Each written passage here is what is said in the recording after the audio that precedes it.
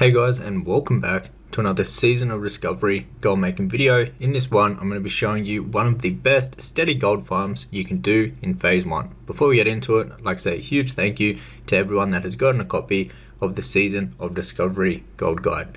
So the main item that we're going to be after is silk cloth. Now silk cloth is used in a bunch of different crafts. So where we're going to be farming it is in 1000 needles right here at this location. Now I would recommend being level 25 to actually do this farm. There's going to be a bunch of level 25 to 26 mobs, these guys right here, and they have a really high drop chance for silk cloth. So it's a really good farm to do. Now silk cloth is actually going for a decent amount of gold at the moment because it's used in some of the highest level professions that we can actually use in phase 1 for like tailoring.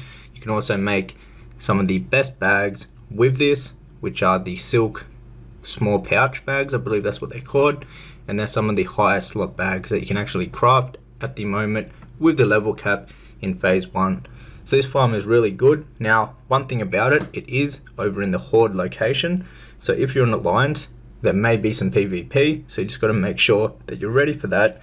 The respawn spot is super close, so you don't have to run back far at all. Now if you're horde, you shouldn't have any problem with PvP whatsoever. The majority of the people that will be at this farm will actually be horde. There shouldn't be too many alliance. I only seen one other alliance player when I was actually doing this for an hour, so there's not many that come by here. As an alliance player though, there was heaps of PvP that I had, and it was actually pretty fun at this location. I had a warlock and a mage that constantly were after me, but they were really bad, and I could pretty much win 2v1 pretty much every time. However, there was the odd bot here, like there was a few hunter bots running around, so keep that in mind, but they were pretty much just free PvP kills and free honor because they obviously can't fight back. As you can see, there's a hunter up here, and I realized there's a few of them, so I'm pretty sure they were actually bots just the way they were playing. However, it's still a really good farm. Now, a way you can actually make a bit of extra gold with this is if you have herbalism and mining. There's a few nodes that pop around this farming area. As you can see in the back there, there is a herbalism node, so you can actually make a bit of extra gold. Now, you can also get some BOEs because they are around level 24, 25, and 26. You can get some really good BOE drops from these guys also that you can sell on the auction house for a decent amount of gold.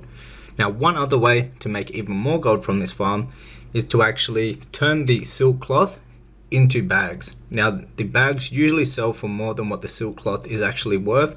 After you craft them into the bag, you can make around, like on my realm anyways, you can make an extra, I think it was like an extra 20 silver each bag. So you can go ahead and do that if you have tailoring. That's a good way to increase the amount of gold you actually make from this farm. You can farm up a bunch of silk cloth, turn it into bags and other crafted tailoring items that require silk, and then you can sell those on the auction house. Now the bags sell really good on the auction house. So what I was doing personally, because I have tailoring, is turning all of the silk cloth into bags, and then I was selling the bags on the auction house just for a bit of extra gold for the effort that I had to put in to actually farm the silk cloth instead of just selling it straight up on the auction house. And I found this way to be really good because the bags sell quickly. Also the silk cloth, it does sell quickly if you don't want to go down that route or you don't have tailoring. But the bags sell just as quick as the silk cloth. So you can sell them very quickly. Both things sell extremely well. As you can see on my server at the moment, each piece of silk cloth is worth nearly 5 silver each, and sometimes you can get 2 to 3 silk cloths when you're actually just doing one kill. So it adds up very quickly. Now you're also going to get raw gold from this because they're humanoids, so that can also add up a decent amount. You get about half a silver, around half a silver every single kill, and you can get a decent amount of kills per hour from this, so that adds up and gives you some raw gold also. But as you can see, there's a lot of hunters that are just cruising around this area, and I'm pretty sure they were bots by the looks of them and how they actually responded when I attacked them in PvP.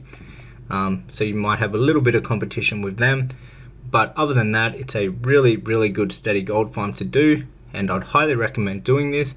Even if you are alliance, it's still really good, even though you have to travel all the way over here.